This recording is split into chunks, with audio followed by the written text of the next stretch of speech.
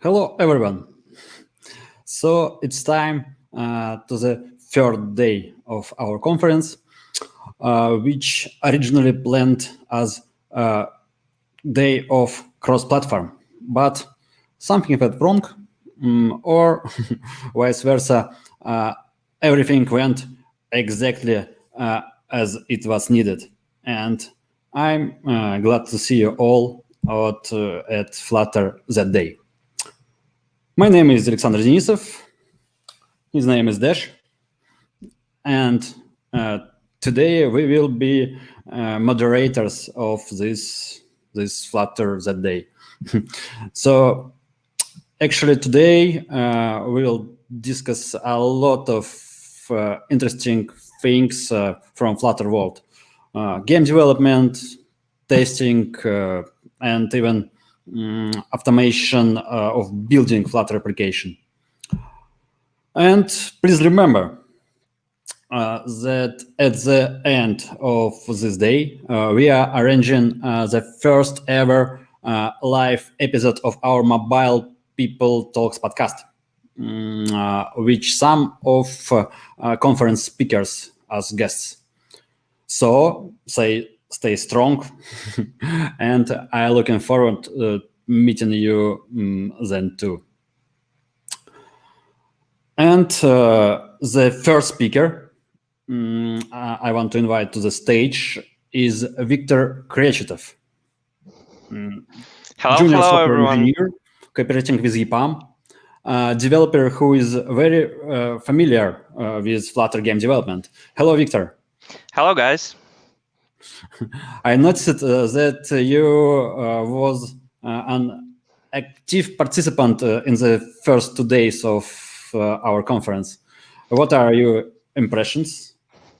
Yeah, I'd say every talk was given through specialists was really interesting to watch, and I'm encourage everyone to watch all of the talks that have been presented till across like this Mobile DayZ. They're very have a lot of ton, I guess, information to you to watch. And yeah, I guess so.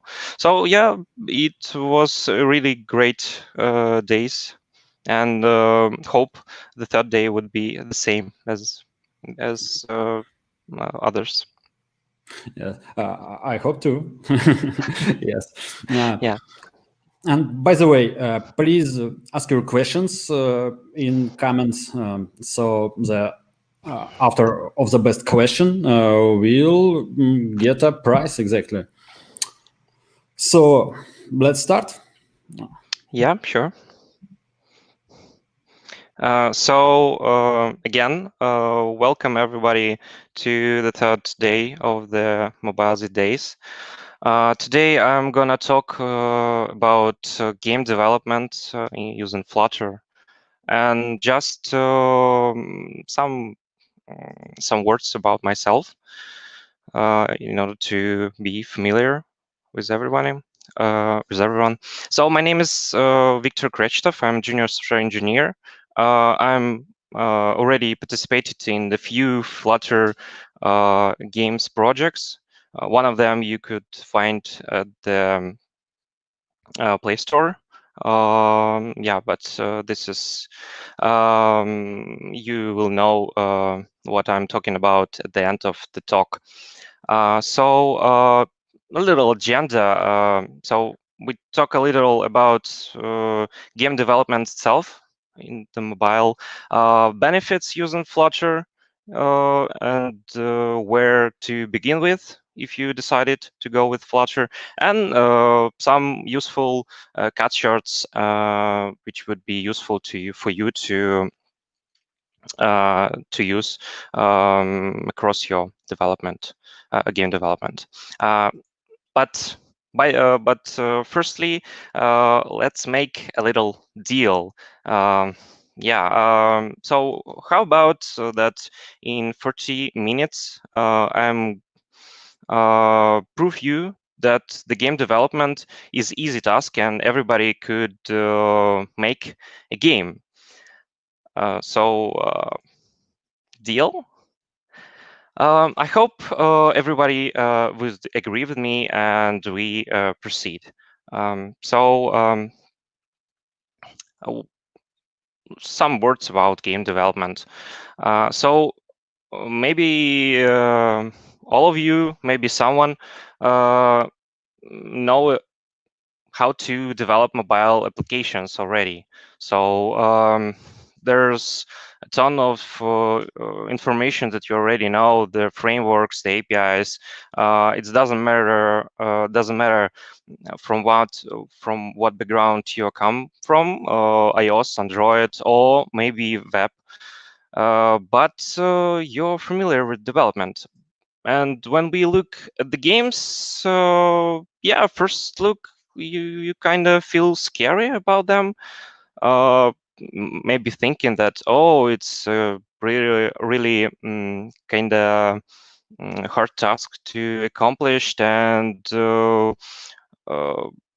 how can I succeed in that? Yeah, but let me ruin this thing for you. And yeah, development games, it's not a tough task and you all can accomplish it. But let's go through some details, I guess. So first of all, when we look at the regular applications, we could see that it contains a lot of like list, like some buttons, some tasks, some text, some images, icons, maybe little animations and stuff like that. And most of the actions generated by their reaction from the user, like tapping gestures, like swipings, maybe response from APIs, from HTTP, like downloading video or photos or stuff like that. So we could say that this is kind of passive UI updates. And when we look at the game, we could see that there is pretty a lot of action is going on the screen, even without user interactions. Yeah, there is constantly updating screens. Some animations is going, and there is no need to user even react on them. So this is example of the active UI. And last but not least, we constantly deal with such things like game loop. So what does it mean? So just think about like this is you have a big block, the update block, where you could generate a new state for the game. Yeah, and during the updating the state, you need to like react for the user intent, like tapping gestures, and even without like every type of gestures. And when you are done with this, you push it to the render part, and you're waiting to the next state to be generated. And you need to do this 60 frames per second. So there's really a lot of tasks to do.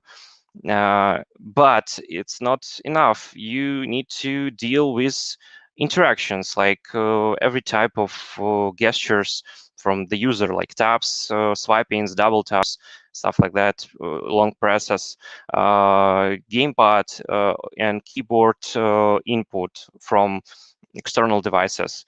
The update method itself, so you need somehow to generate this new state, update your game logic, update user positions and like enemies positions, stuff like that. But your game wouldn't be full. Maybe to in order for the game to be more expressive, you need to have a lot of like beautiful graphics, some sounds effects for the game, and you as well need to deal with the text, like typing the score or like some sort of text itself. And last but not least, you need to save the user progress. So persistence means a lot when we talk about game development, because nobody likes when their effort was useless, and when user progress will be flushed and deleted. Okay, let's proceed to the benefits of using Flutter. But until then, I want to show you some alternatives that currently available on the market. Maybe some of you familiar with these icons and names of, yeah, there's pretty much familiar game engines for the game industry. Yeah, they provide yeah,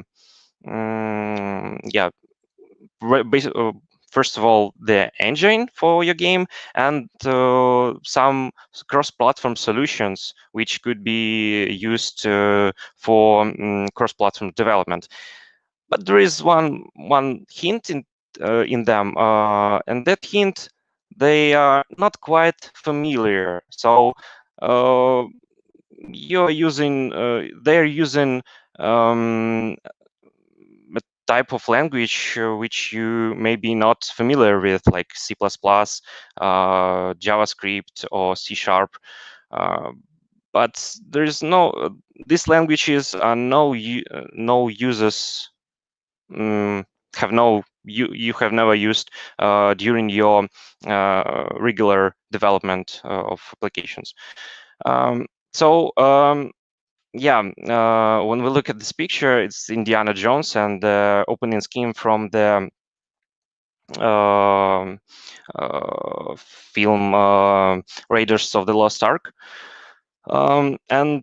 What does Indiana Jones yelled? He yelled, "Jock, start the engine." And what does it mean? Flutter engine. Yeah. Maybe some of you again may be familiar with Flutter.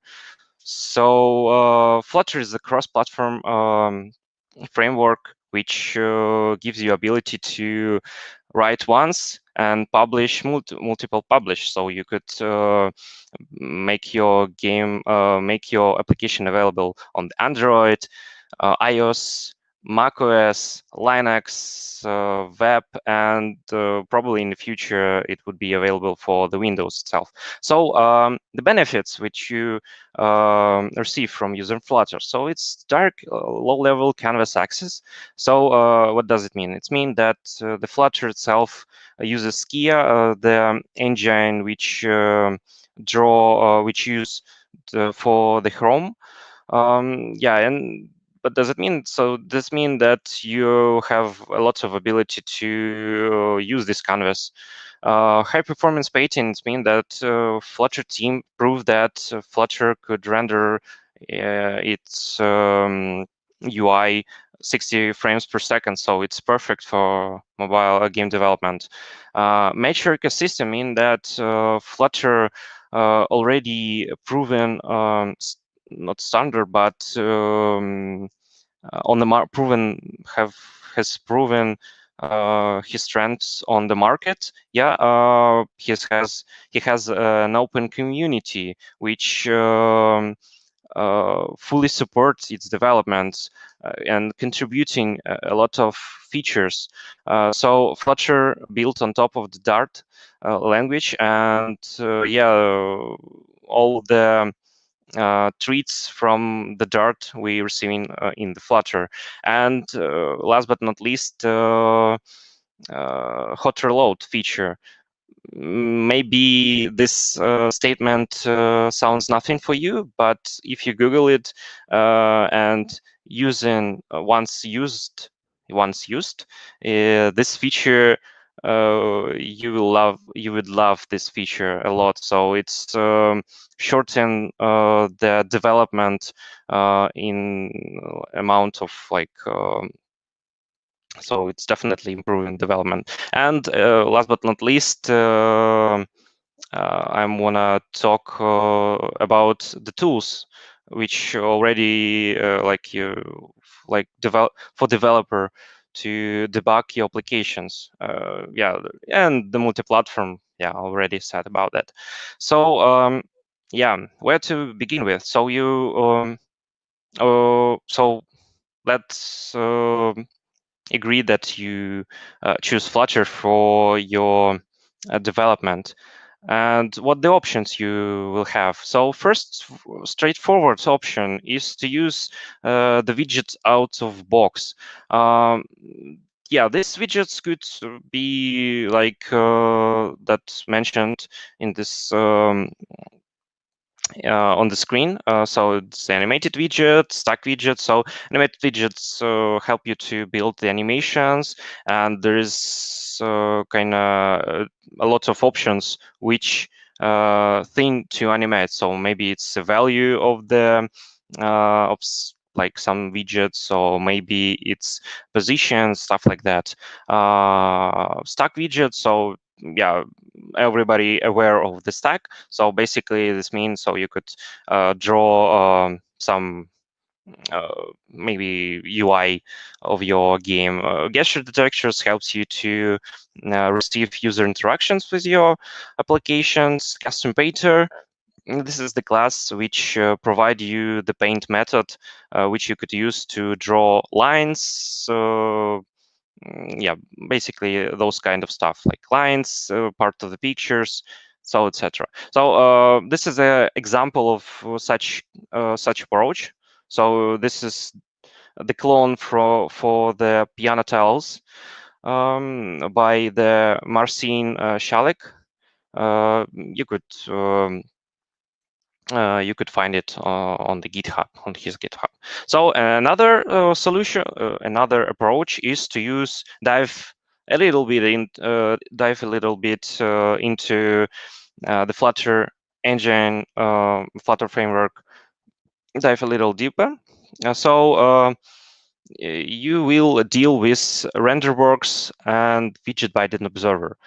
What does it mean? First of all, this means you must to know that there is a Flutter engine and Flutter framework, and the way they're communicated which is each other is by binding mechanism. So this mechanism basically means that any UI changes are started by some kind of events. Let's just it's like kind of abstract presentation of this mechanism, but you could be on the same side as me. So first of all, like you have method like schedule tick. Like basically it's in some kind of initialization method. You need to call schedule binding instance schedule frame callback and give the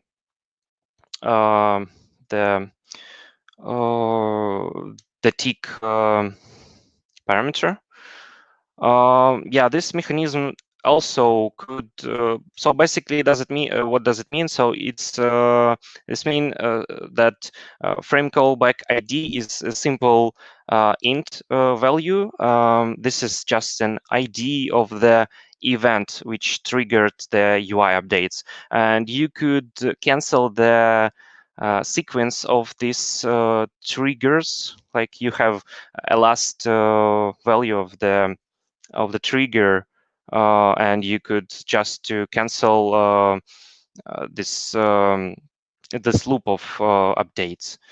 This basically what it does it mean. So initialization, you call this method. So when Flutter engine will ready, he return the begin frame.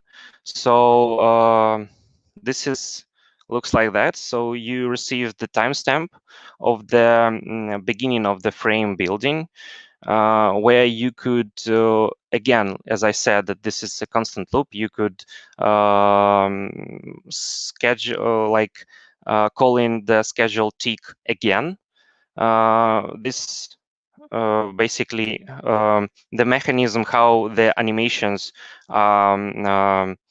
done in the Flutter. And on you could see an update method. You in this method you received the timestamp of the difference between previous frame and the current one. And this mechanism goes on over and over again. And when Flutter engine will ready, he calls the draw frame method.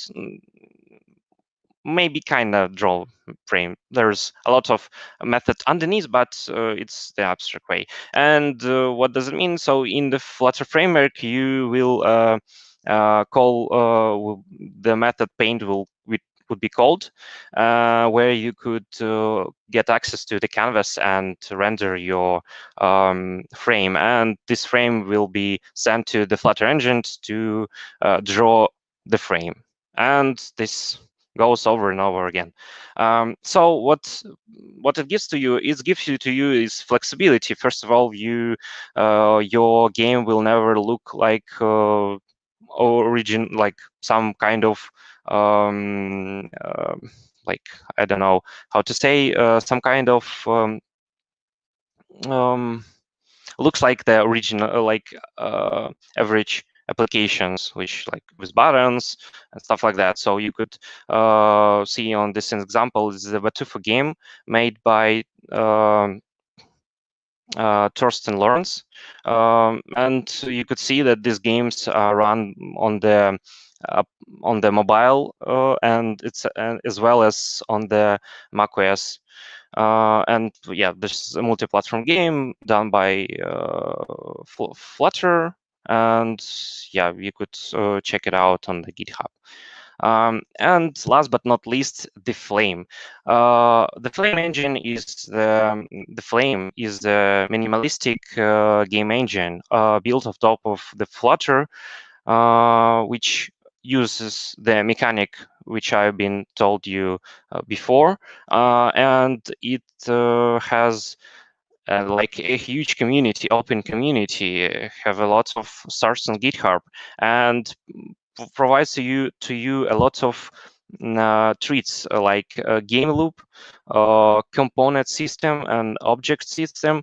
It have the realization of the physics engine. It's currently done by using the adaptation of Box 2D engine. The audio support, which could you use in order to make the sounds effects and stuff like that. Gestures interactions from the user, the gestures, draw images, sprites, all kind of graphics, rise support. Maybe someone familiar with the vector animations. This is the Rive one, and a lot of more. So let's start from scratch. Let's build some game. So yeah, we already kind of choose the flame for solutions, and what we receive.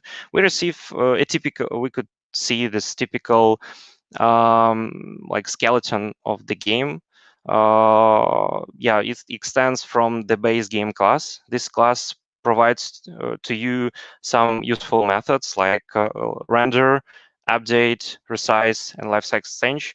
The last one is the method which been called when your Flutter applications goes to backgrounds on your device. Other methods are called by themselves, but we look at them a little later. And yeah, we have the skeleton, and we could render the white screen. Yeah, let's put some graphics in it. But till then, let's have a look at the component system which Flutter use. So basically, as I said, that there is a lot of already realization of the components which you could use during your game development. And Flame uses the mixin magic. Some of you familiar with mixin, so it's some kind of inheritance realization in Flutter, multiple inheritance, but done in the nice way. Yeah, you could see that this class map skin has mixin, resizable, and composed component. Composed component is the component which could have which could save a components inside of him.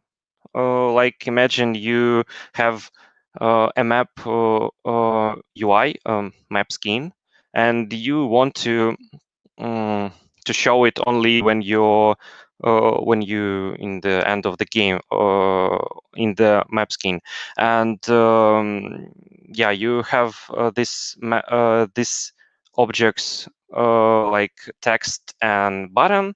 You add them to the components. It's basically it's an array of the components, and underneath itself it's render each component in the stack order. So the last in the first, it's the last it's render on the screen. So keep attention of it. So let's proceed to the graphics. So what I'm gonna tell it to you. So this is the example of the graphics. So it's a little button, and how can you display it on the screen? So you definitely need to use a sprite component. The sprite component receive the link to the name of the assets from the assets folder. You could add it some values like size. That's basically how sprites are being created in Flame. SVG components done in the same way. So you call the SVG class and gives it an name of the assets, and SVG component from SVG creates your SVG component. Also, these classes give you opportunity to rearrange objects on the screen. So it's have an X and Y, Y, sorry, values, and by abstracting by giving the numbers, so you to these values, you will have them on the screen in the exact position. Also, you have ability to change the angle of it. But yeah, you need to keep attention that when you resize this components, vectors is more useful to use when you're supporting a lot of really big screens. So keep attention. So yeah, what about game screens and how to update our UI for the different form factors and aspect ratios? So one useful thing I want to tell you is that it would be useful for you to split your UI in small groups, which you can reorder by in the initialization, and this kind of this helps you to adopt for the different screen sizes. And last but not least, it would be useful to have a tile component system. This basically means particularly in average mobile screen or every screen, you could take has proportions like 9 to something, or the symmetrical proportion that's 9. So it would be useful to keep this tile proportion in the memory and change your scaling of the components depending of this value. So you have, let's imagine, so somewhere in the on top of your game you have this size config, and it's resize only when the Flutter UI change its sizes. Like maybe your game will have swipes or two screens, two application on the screen. So this method will be called when the screen size was changed. Yeah. And last but not least, let's have a look at this example. So let's imagine you have you choose the portrait mode of your application, and most that you need to know is the biggest screen size you need to support. This is the example how it could be done. So you have the big assets of the background in the proportion like 9 to 20, and this, depending of the aspect ratios of the mobile phone, it like not ruins his proportions and just show the amount of exactly amount which could be fit into the screen.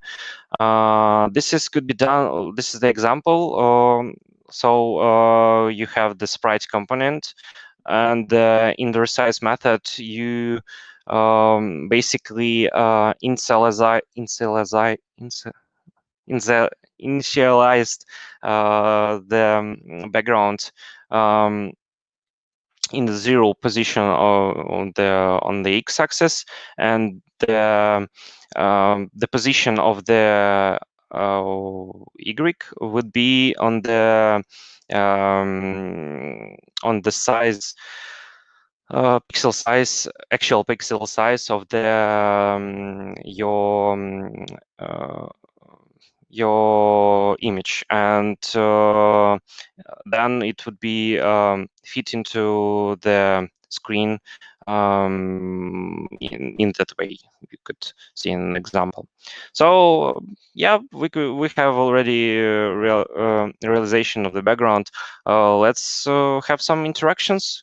And as I said, the Flutter have ability to process lots of gestures like tapping detectors, tapping gestures, drag, swipes, even keyboard events from the your keyboard, like when you're using browser or whatever. Scale detectors is the scale gesture. Force press, joystick components, which could process the joystick inputs. So yeah, let's imagine we need to build this swiping gesture on these boxes. So first of all, you need to have a mx scene from the draggable component, which will provide to you three methods: handle drag start, drag update, and the drag end. So this is the drag start, as this method have already in this his naming. So it's the initialization of the drag gestures. On the update method, you will have to deal with the first of all is the direction of this pipe, as well, and what you will receive in the drag update details. It's the actual positions, pixel position of the user finger on the screen, and basically this is what indicates the by this value you could transform your UIs and accordingly. And in the handle drag end, I'd say that drag end details class have the velocity value, so the speed of the when a user and his gestures, but we could use it like to finishing our processing of the user interaction, user swipe. And last but not least, in the update method, we need to finishing the animations, which you could see on the next screen. So yeah, when user put his finger and drag the boxes, the last box, depending on the side of the swipe, will be at the end will be transferred to the other parts of the screen, and this is constantly been making during the swipes gestures. Update method. This is method where you could process your game logic. This is just Flutter realization of the quadratic Bezier curve. Maybe you're familiar with this methods. It helps you to draw the curve lines on the computer. And we have the components which we need to draw and display on the screen. So in the if the component is visible, so we basically iterating between the states of the curve points on the curve Bezier and updating actual position of the component. This is help you to draw component. So what if we drew a lots of tons of components? Will it ruin our memory? So if it's kind of memory leak, so don't worry. You have the destroy method. What does it mean? It means that that you have if object is not visible on the screen, it could be destroyed, and then it will be erased from the memory and then be garbage collected. Yeah, you could write your own realization in this method when you need to destroy your objects. Yeah. So not last, but another useful method to get familiar with is the render. So yeah, we always deal with the rendering on the screen. And we have some task like to draw this green box and this pizza, and we need to cut it, like maybe to in order to look it like something is been dropping inside of this box. So how we could accomplish it? So basically, in the render method, you will need to render box itself. So it's the first thing you should do. Then you need to save the canvas. This is basically in the method that should be called before every changes on the canvas.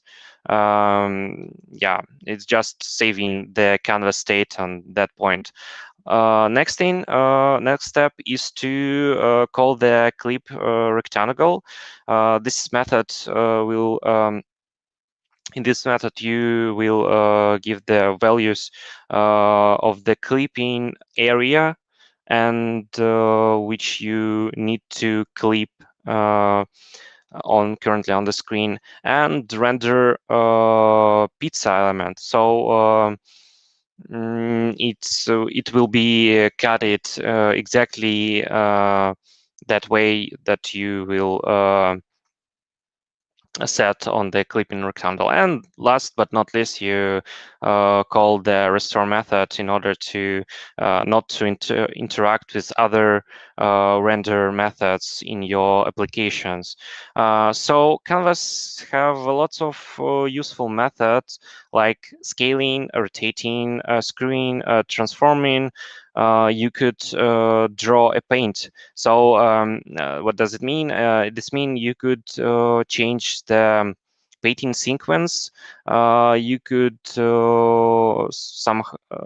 you could change the values of anti-aliasing in order to get some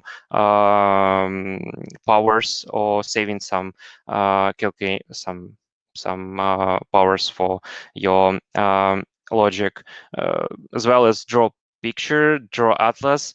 Draw atlas is the more common use case. Common use case for the draw atlas is to render some parts of image when you need to draw some amount of image, not the full one, and it's more efficient than the clipping some area.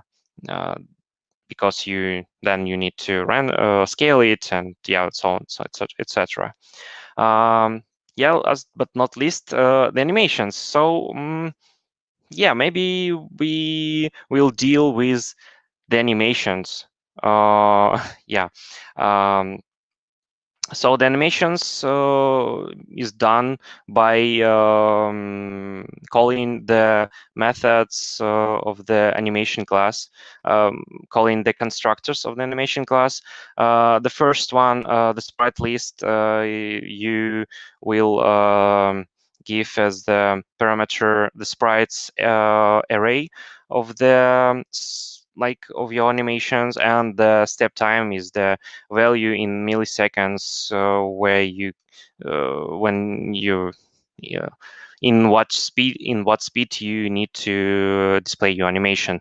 Last but not least, you could use a sequenced constructor. This means this constructor could cut image if you have only one only one big assets with already drawing the sequence of animations. So sequence one, and you could call the animation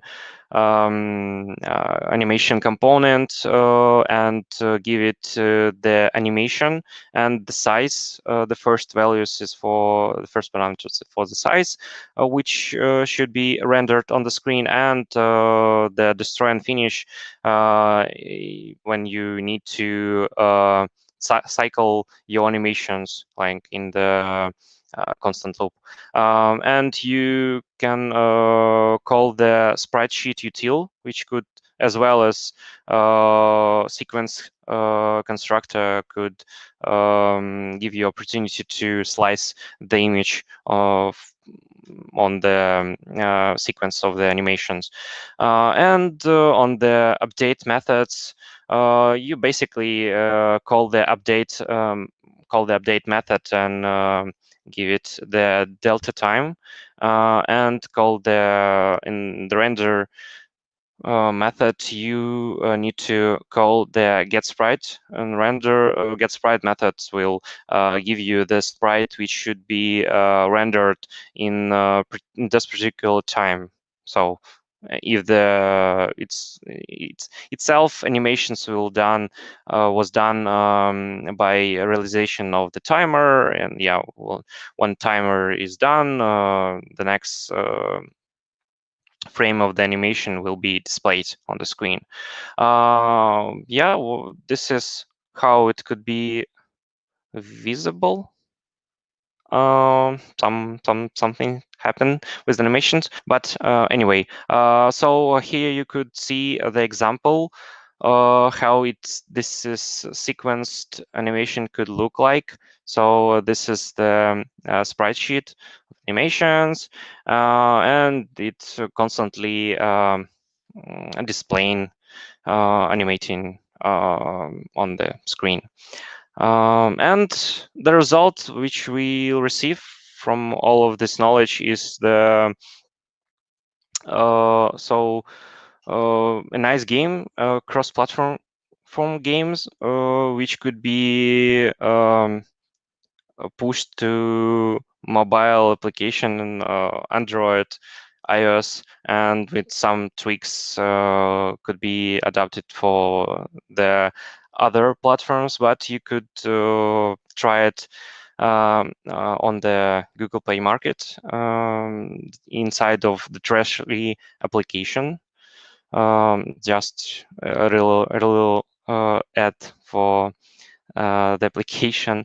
What's the last word that I wanted to tell you is come to the Dart site.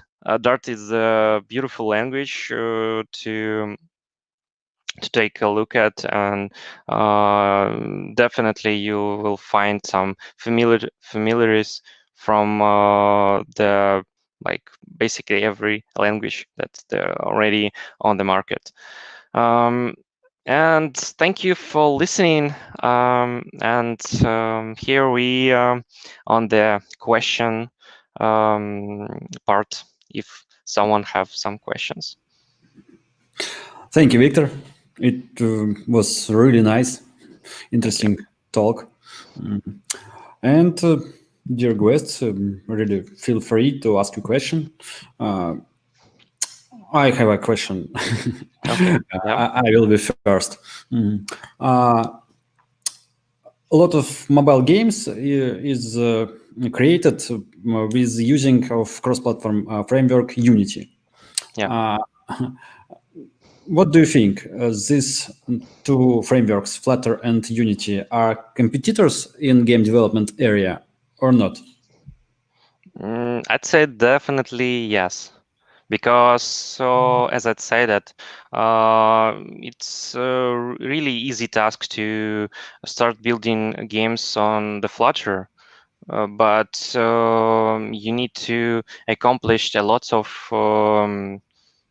trainings when you have some results on the Unity, and as well as it would be nice to you to know the C# language. Yeah, this is not some kind of easy way, I guess. And yeah, there is some areas where Flutter and Unity have a less competitive, I guess. So it could be the good example of that is the 3D games. So Flutter itself is a 2D engine, and it'd be perfect for not so kind of AA games, but really the arcade ones and like some small ones would be a good way to be done on the Flutter. And, thank you for your answer. And as I see, Alexander Bubrikovich asked almost the same question about Unity. But I suppose you already answered it. Yeah, it could add that we could have the killer feature of the Flutter is the again is the tools that you will you receive development on Flutter. This is kind of hot reload, the dev tools, and the support from the community, as well as the slightly more less painful sorry less painful way to publish games and yeah, basically not publish, but compile games for the different platforms. When I said that for Android, for the iOS and stuff like that. So definitely it would be nice you to try it. But yeah, again, when we compare with the Cocos 2D, yeah, it powerful tool, but as I'd say that this is the Flutter way more commonly useful for the Flutter developers.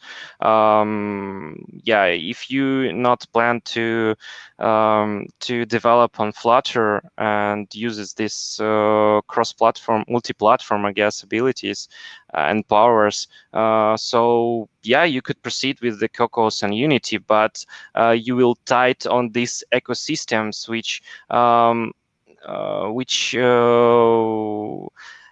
their purpose for development of the game. So you never find the application that is done by the using Cocos and Unity. So yeah, that's the reason we use Flutter and Flutter development. Thank you again. And as I see, we have no more question. Okay. But we have to choose the best one for getting the prize. I think we have no options here. Yeah, true. Alexander, congratulations. Yeah, right. Could you write maybe email or something to us how we can contact you? And thank you, Viktor. Yeah, For thank your time. you too. Thank you for having me. See you in the next talks, and thank you for. See you on the next talks. Everybody waiting for you in 5 minutes on next talk. Bye. Bye.